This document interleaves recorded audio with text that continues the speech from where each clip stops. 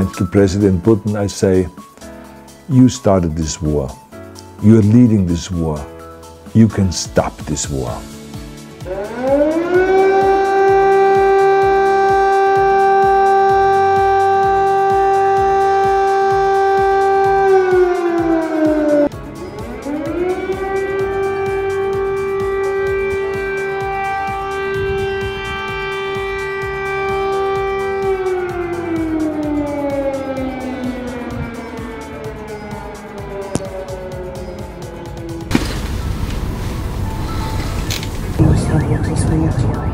Depuis des mois, l'Ukraine est régulièrement attaquée par la Russie de Vladimir Poutine, menant une guerre de la terre brûlée, c'est-à-dire en détruisant des quartiers résidentiels et des villes entières. Les États-Unis sont depuis toujours des alliés de l'OTAN et de l'Ukraine, sauf que, depuis que Donald Trump est au pouvoir, le dialogue avec l'Ukraine a été rompu, au grand plaisir de Vladimir Poutine. Voici ce qui devait être un exercice traditionnel de salutation devant les caméras dans le bureau ovale, avant la signature d'un accord bilatéral sur les minerais, s'est transformé, vendredi 28 février, en joute verbale, mêlant sarcasme et menaces, interruptions et accusations.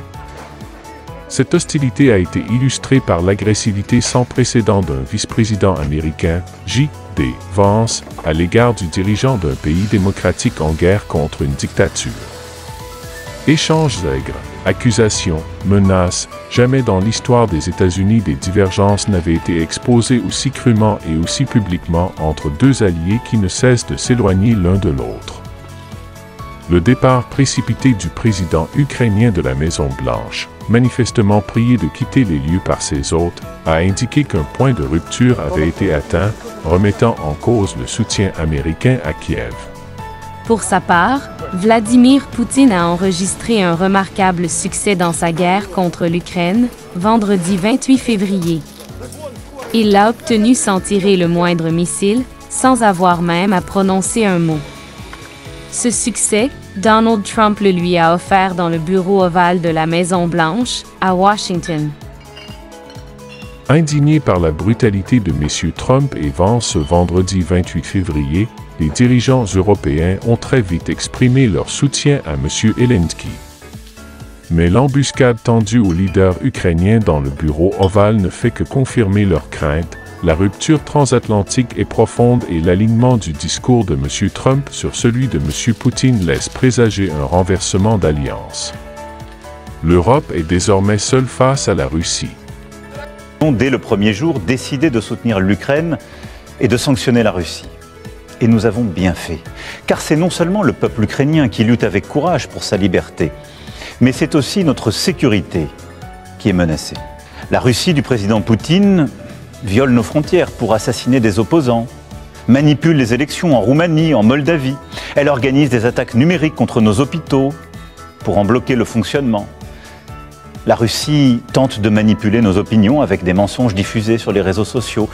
Et la Russie, dans le même temps, continue de se réarmer, dépensant plus de 40% de son budget à cette fin. D'ici 2030, elle prévoit d'encore accroître son armée, d'avoir 300 000 soldats supplémentaires, 3 000 chars, 300 avions de chasse de plus.